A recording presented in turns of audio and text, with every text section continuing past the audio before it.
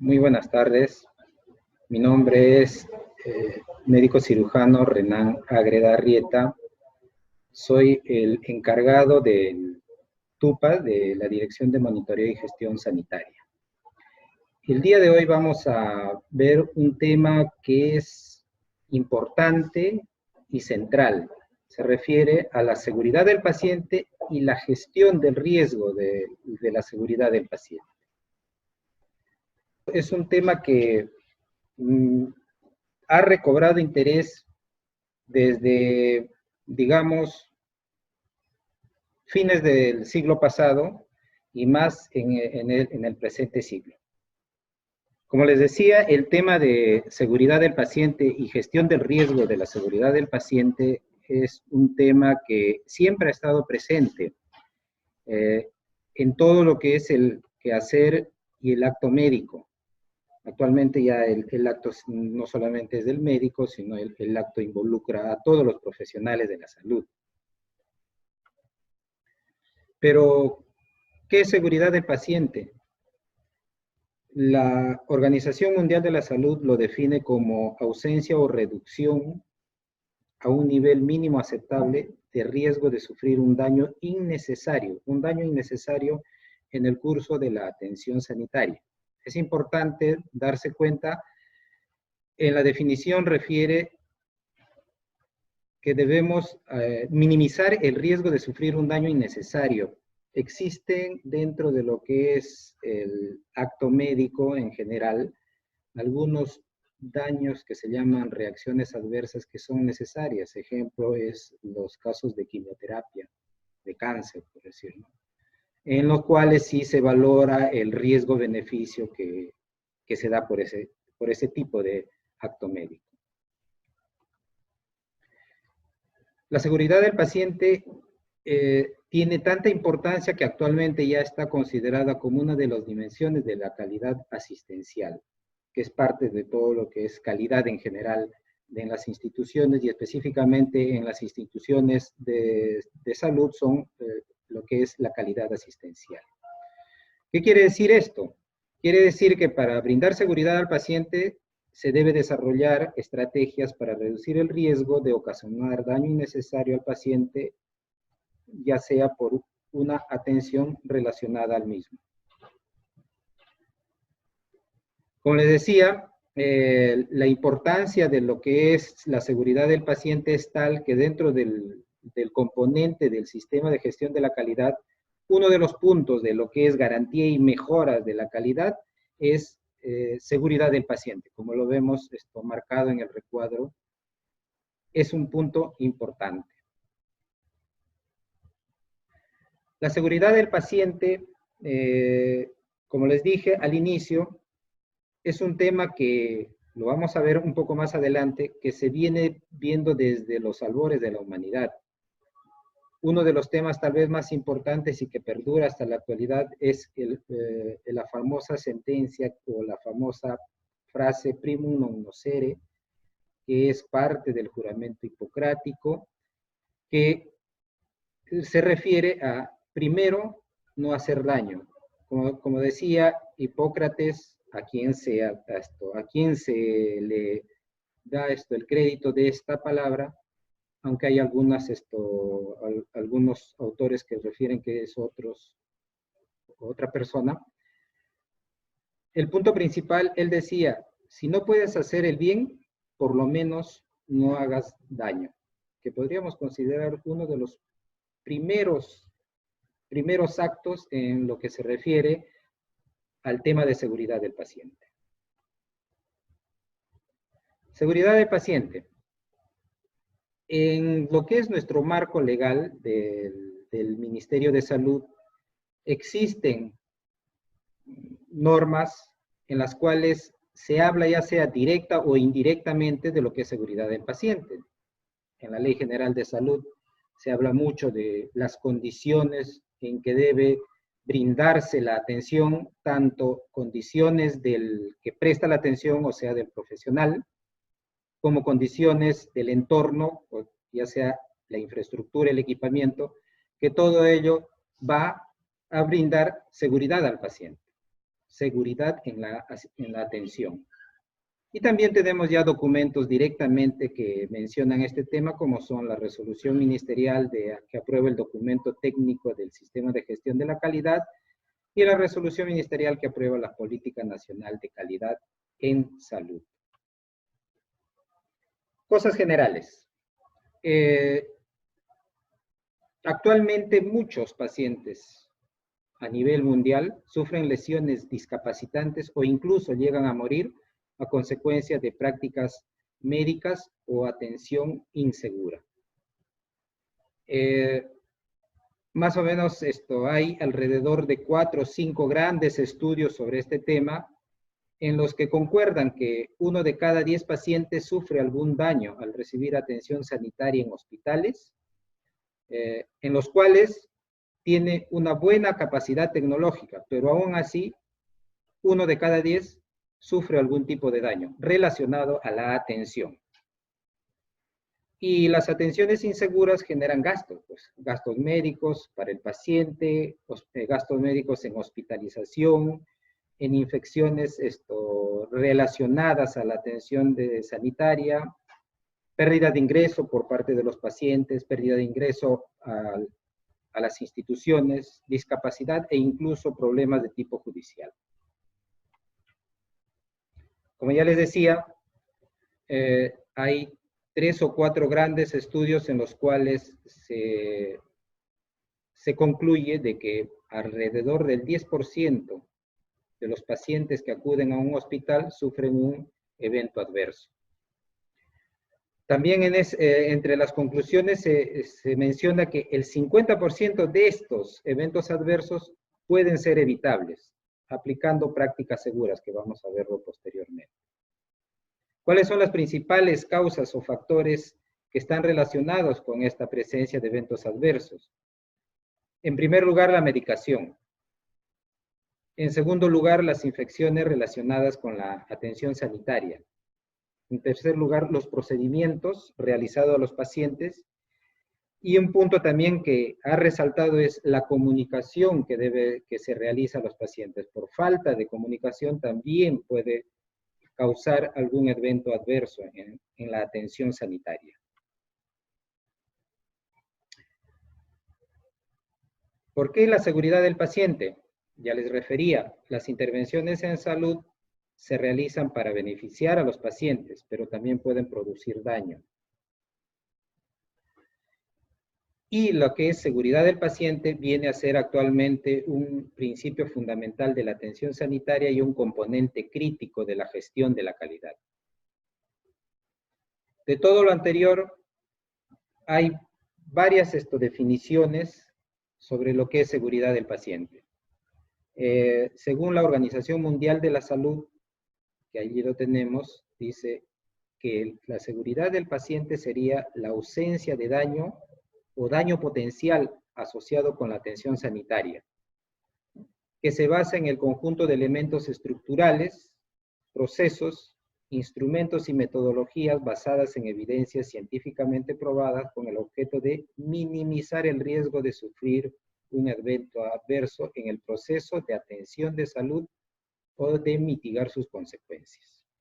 Esto quiere decir que en realidad lo que no vamos a llegar es a tener 0 eventos adversos, pero lo que se quiere es que se minimice tanto el riesgo de presentar algún evento adverso, o si este se presenta, tratar de que ese riesgo adverso sea de consecuencia menos grave para el paciente, minimizar sus consecuencias. Algunos conceptos importantes tenemos cultura de seguridad, ¿no? El error, esto está muy relacionado con el tema que estamos viendo, el hecho de no llevar a cabo una acción prevista según se pretendía o de aplicar un plan correcto. Un error puede ser por comisión cuando se hace algo erróneo, ¿no? Ya sea porque no tiene experiencia, por decir, o por omisión cuando no se hace lo correcto, cuando no aplica de manera correcta, por decir, un procedimiento, un protocolo, una guía de atención. Daño asociado a la atención sanitaria. Es el daño derivado de planes o medidas adoptadas durante la prestación de la asistencia sanitaria, ¿no? Son los daños derivados, ¿no?, de la atención sanitaria en sí. Un incidente relacionado a la seguridad del paciente es un evento adverso o circunstancia que ocasiona o podría haber ocasionado un daño innecesario a un paciente. Cuasi incidente es cuando no se presenta el daño en el paciente, es un cuasi incidente. Un incidente sin daño es cuando se produjo el incidente, pero produjo muy poco daño o casi ningún daño al paciente. Y un evento adverso es cuando sí, pues, produce un daño evidente a un paciente.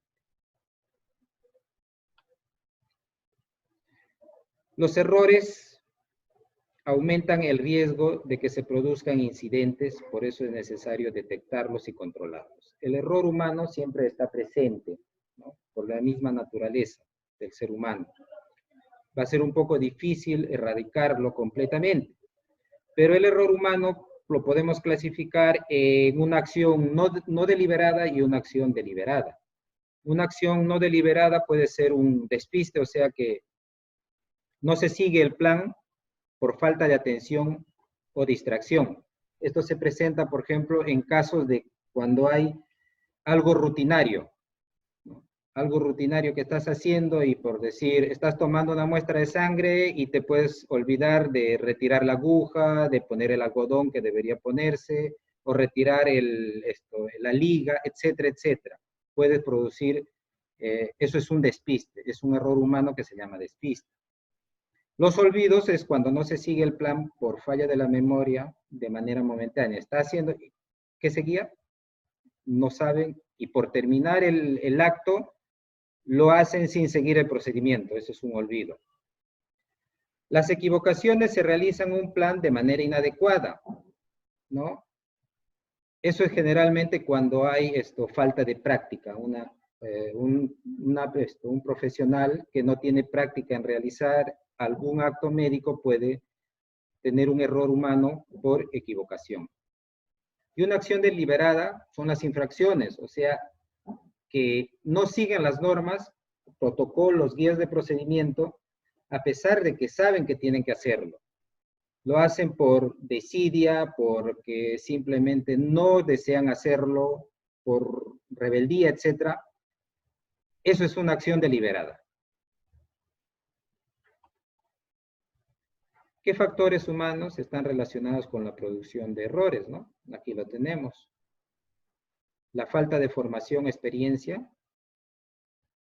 la falta de tiempo, hacer muy rápido las cosas, los problemas de salud que tiene el profesional que realiza el acto médico, la fatiga, el estrés, la escasa motivación, la misma personalidad del paciente que, a pesar de que pueda no tener los factores anteriores, simplemente no quiere realizarlo como debe ser.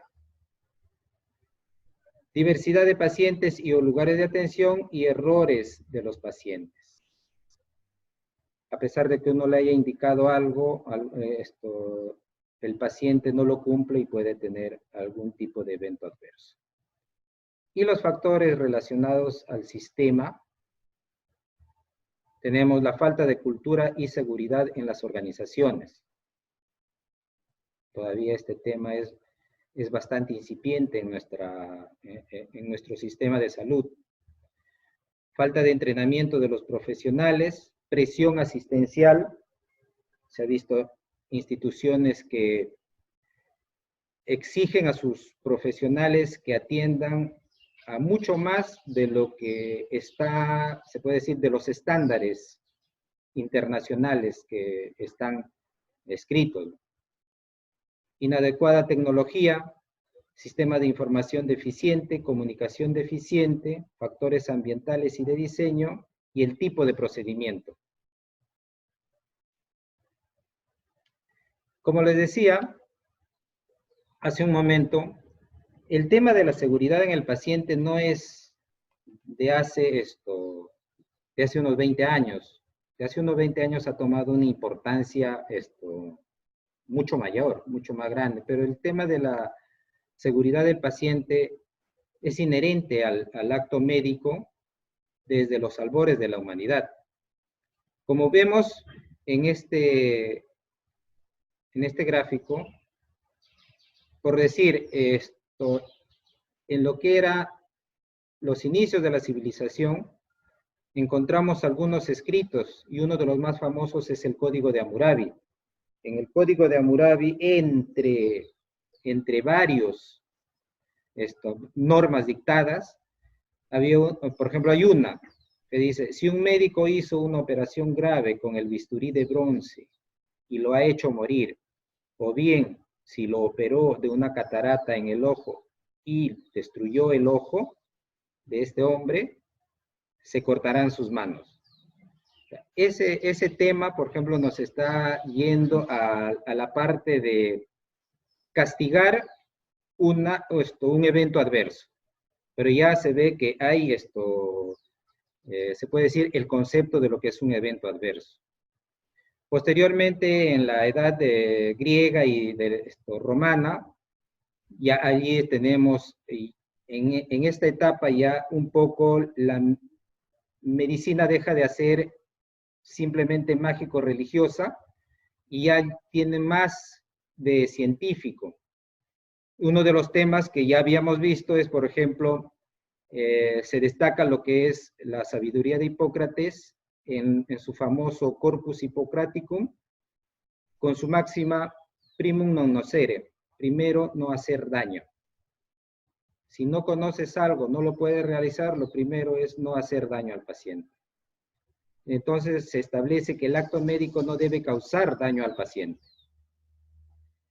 Durante la Edad Media, la famosa edad del oscurantismo, hubo muy poco avance. Fueron los árabes los que contribuyeron al progreso, y dentro de esto tenemos el canon o principio de la medicina de Avicena.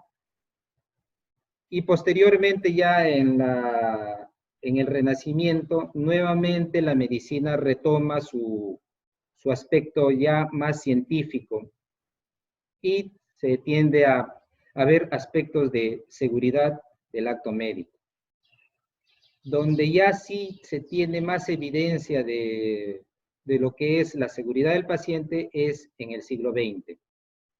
Por decir, Ernest Gottman, que fue un cirujano, ¿no?, indicaba que se deben hacer públicos los resultados, tanto positivos como negativos, para impulsar estudios que lleven a mejoras en los diagnósticos y tratamientos.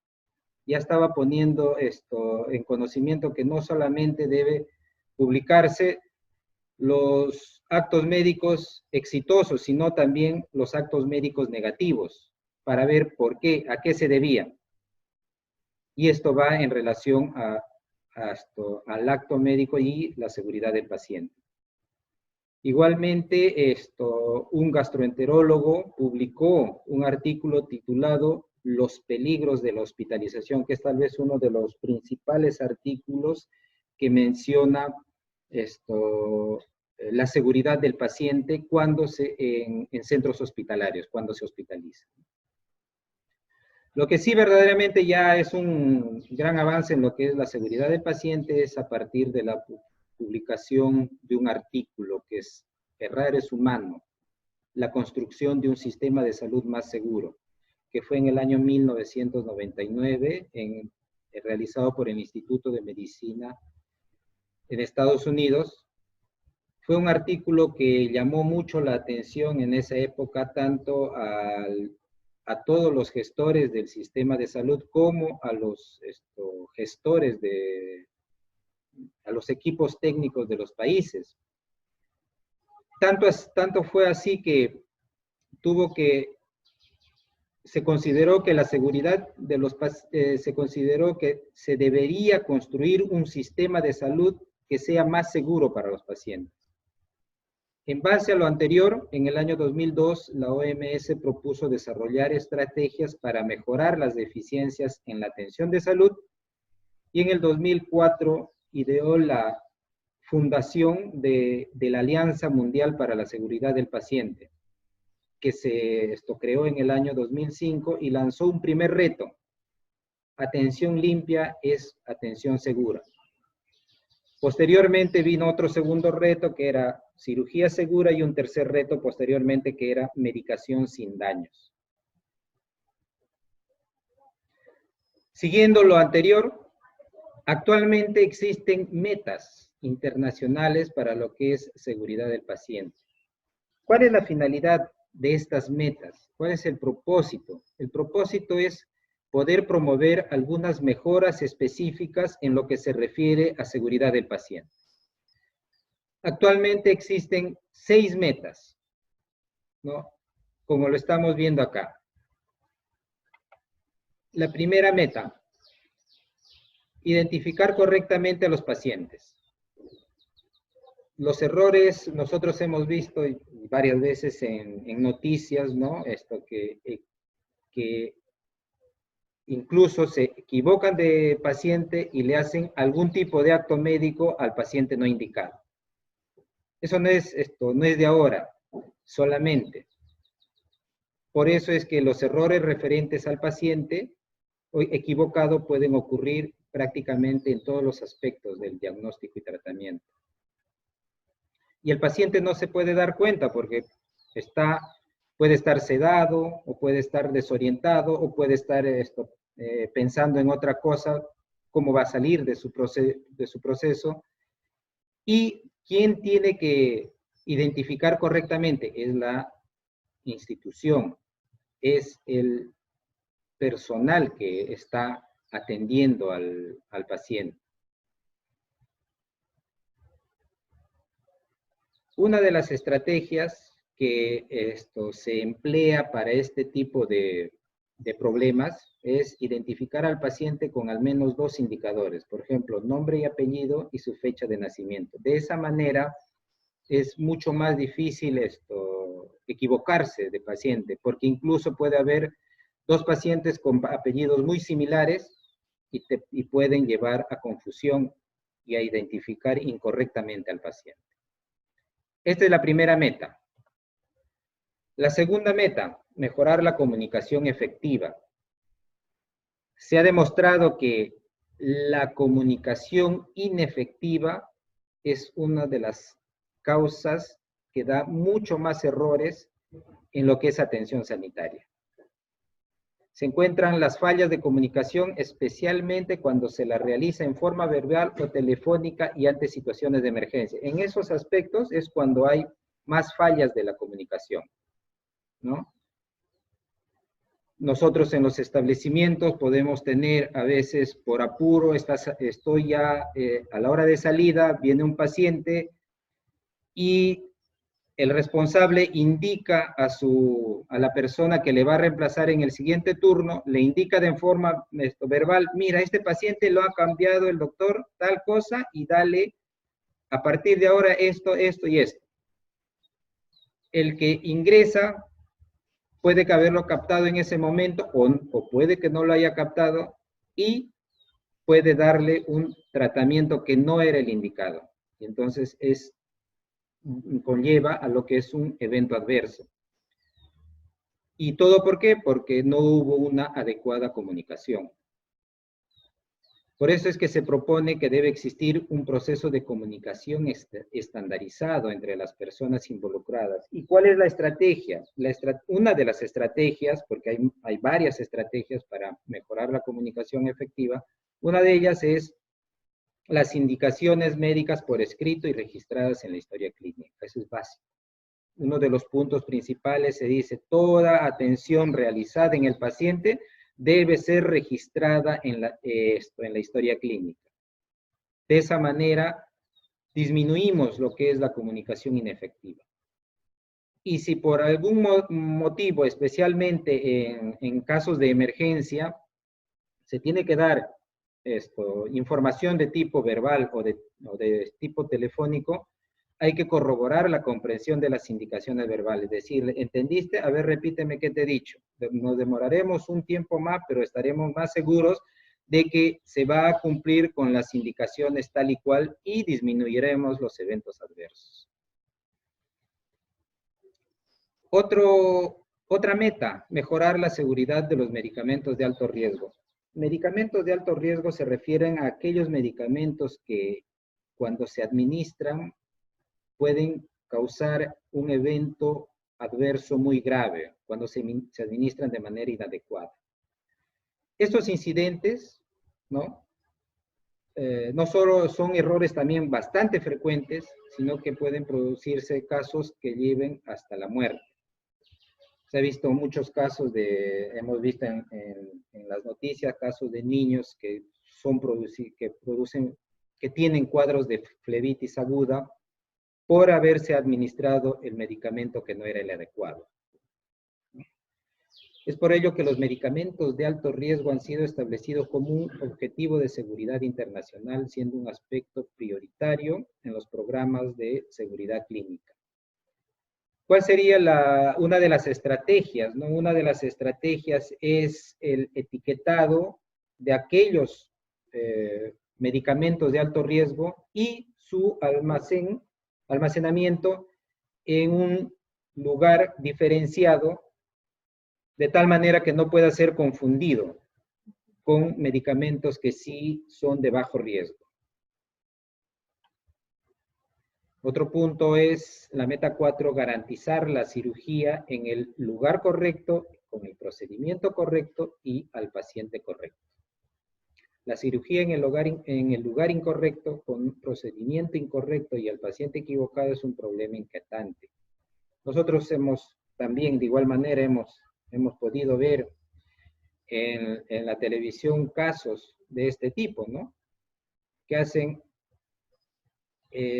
primero que pueden realizar cirugías en lugares donde no son los adecuados, donde no brindan las condiciones mínimas para un acto operatorio al paciente. Otro tema es que realizan procedimiento incorrecto. Hemos visto casos de que se equivocan de órgano blanco, ¿no? Del órgano que debían ser operados, se equivoca el profesional de la salud.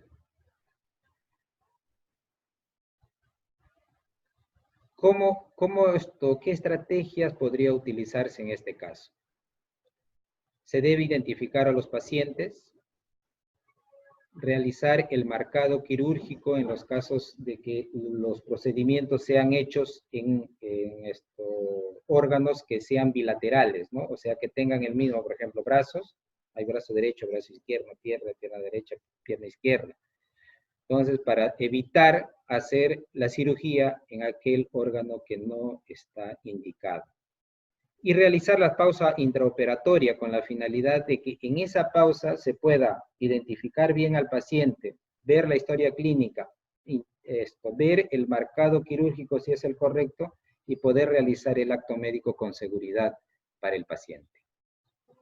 Otra meta, reducir el riesgo de infecciones asociadas al cuidado de la salud.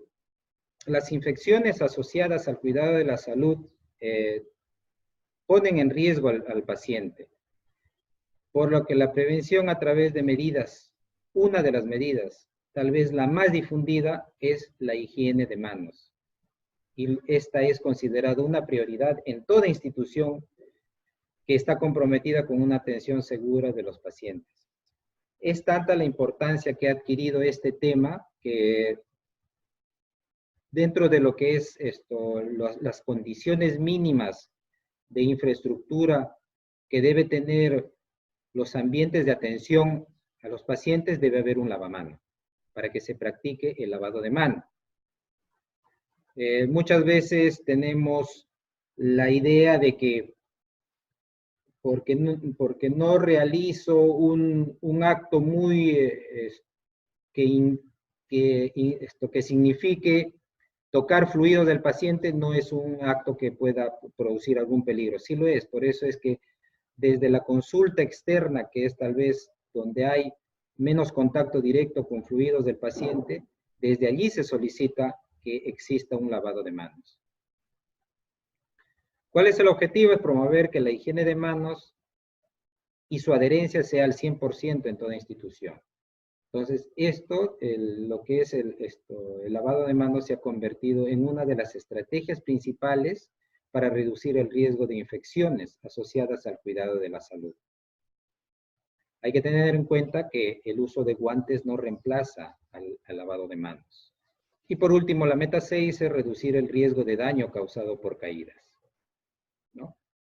En este caso, lo que se propone es que se debe identificar a aquellos pacientes que tengan algún factor para poder sufrir algún tipo de caída. Y de esa manera tener más cuidado, tener los accesos de manera adecuada, los pisos de manera adecuada, etcétera, con la finalidad de que se evite la caída en los pacientes que acuden a los sistemas de salud. La producción de accidentes se puede decir, multifactorial. Y este modelo que ustedes ven acá, el modelo del queso suizo, para la producción de accidentes, se refiere a que cuando los múltiples factores se alinean y llegan a concordar, es cuando se produce un daño. Vamos a suponer, por decir, siempre se dice que lo que es una muerte materna y es una consecuencia final de una serie de factores que nosotros no pudimos detectar a tiempo o no supimos controlar.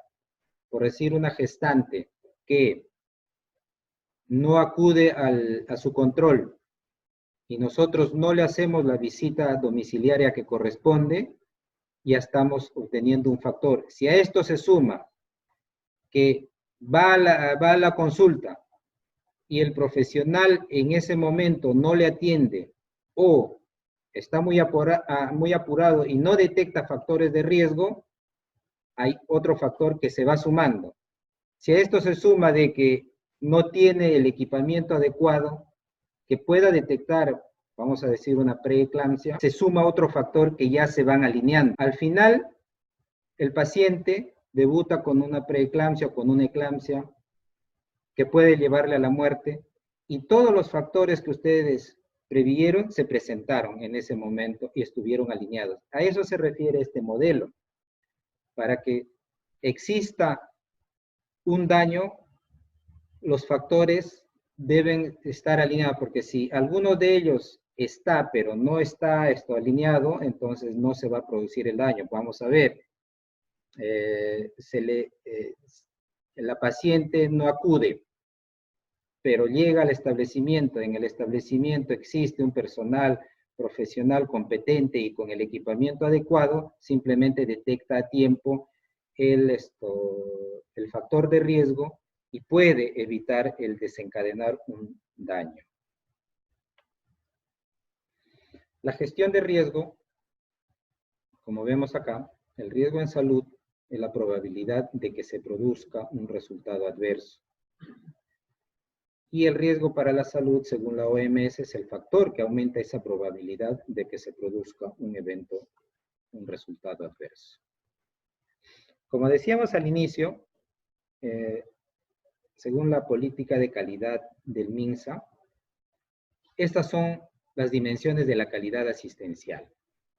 La dimensión técnico-científica, la dimensión del entorno y la dimensión humana. Como vemos, en lo que se refiere a la dimensión técnico-científica, existen todos estos factores, ¿no? Como es la efectividad, la eficacia, eficiencia, continuidad, la seguridad del paciente y la integralidad de la atención.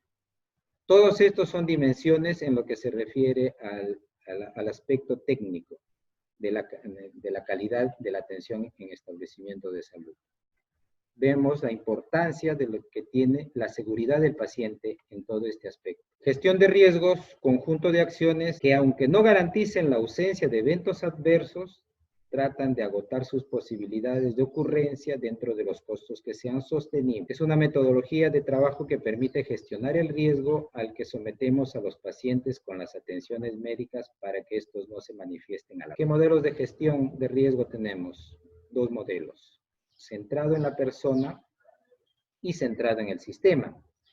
¿Cuáles son las características del modelo centrado en la persona? Los eventos adversos son responsables de los errores profesionales determinados por falta de atención, la desmotivación, olvidos, descuidos, etc. Aquí no se hace un análisis de los factores sistémicos, de los factores externos, factores adicionales. Simplemente es un modelo que trata de ser punitivo, que trata de castigar a la persona, al profesional que realizó el acto médico. El otro modelo está centrado, es el modelo centrado en el sistema. El error siempre es posible por nuestra misma condición humana. El error es consecuencia de múltiples factores, como ya lo mencionamos, y si estos factores se alinean, producen el daño. El origen de los eventos adversos está en la interacción de los factores sistémicos. También ya lo mencionamos en el modelo del queso suizo. El sistema ha de dotarse de barreras que protejan a los usuarios de la aparición de eventos adversos, identificados en cada uno de los, los diversos sistemas que existen o subsistemas que existen dentro del sistema de salud. Ante el error, lo importante es analizar cómo y por qué fallaron las defensas y no perseguir y castigar a los culpables. Fases de la gestión de riesgo. Las fases de la gestión de riesgo es común a lo que es y muy parecido a lo que es el ciclo de mejora continua de la calidad, que muchos de ustedes ya lo conocen. Tiene 4 fases, algunos dicen tiene 6 fases, pero aquí vamos a ver las fases principales, ¿no? La primera fase es la identificación del riesgo. ¿Cómo identificamos el riesgo? Por diferentes fuentes, ¿no? Documentación clínica, la historia clínica, la misma información de los profesionales, indicadores de evaluación, sistemas de vigilancia, sistemas de notificación, buzón de sugerencias, libro de reclamaciones, encuestas a paciente, etc. Todas estas fuentes nos ayudan a identificar posibles riesgos en la seguridad del paciente. Identificados los riesgos, se realiza un análisis y evaluación del riesgo. ¿Qué es lo que permite conocer? Permite conocer la frecuencia, la importancia y en qué grado podemos evitar el riesgo. Y qué factores están asociados a estos riesgos. Y en base al análisis de la evaluación del riesgo, nosotros planificamos e implementamos la respuesta a los riesgos. La respuesta puede ser evitar los riesgos, por ejemplo, evitar medicamentos con nombre y apariencias similares, ¿no? Guardar bien los medicamentos peligrosos, como les dije, o de alto riesgo, como les manifesté. Reducir el riesgo, formación de profesionales, para que especialmente los profesionales que tienen poca práctica, de esa manera reducimos el riesgo de que se presente un evento adverso. Y minimizar las consecuencias del riesgo. Es cuando ya se presentó el riesgo, tratar de que las consecuencias no sean mayores. Y por último es el seguimiento y la revisión, el seguimiento de las medidas que se ha implantado, de las medidas que se ha implementado, verificar cuán efectivos han sido las medidas que se ha implementado, revisar el plan y con ello nosotros podemos replantear o volver a hacer otro ciclo en lo que es gestión del riesgo de la seguridad del paciente, dependiendo si hemos controlado o no el riesgo. ¿Cómo gestiono los riesgos en mi servicio? ¿No? Lo que de repente se está preguntando los establecimientos, es lo mismo que hemos mencionado ahorita, ¿no? Conoce, identifica el riesgo, analiza el riesgo, evalúa el riesgo, y implementa las medidas de control de riesgo. Una adecuada gestión del riesgo permite que exista más probabilidad de alcanzar los objetivos y metas que se ha trazado la institución. Mejora la identificación de oportunidades y amenazas, aumenta las prestaciones en materia de salud y seguridad y mejora la prevención y de pérdidas y la gestión de incidentes. Tenemos ejemplos de riesgos asistenciales que se pueden producir en los establecimientos de salud. Y por último, la seguridad del paciente no es una prioridad, es una condición previa. Muchas gracias.